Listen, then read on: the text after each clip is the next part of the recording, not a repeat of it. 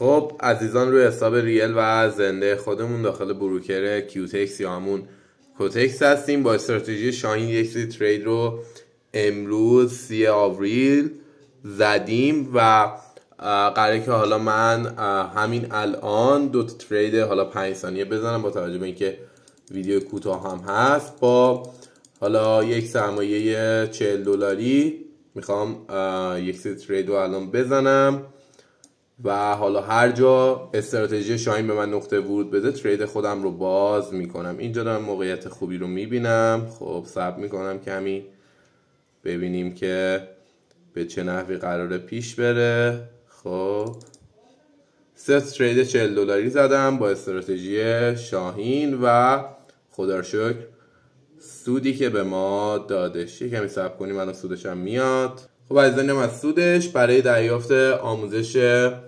استراتژی شاهین با ایده پشتیبانی داخل کپشن پیام بدید. همونطور که مشاهده میکنید 3 تاش هم با سود بسته شد و روی حساب ریل و زنده خودمون زدیم.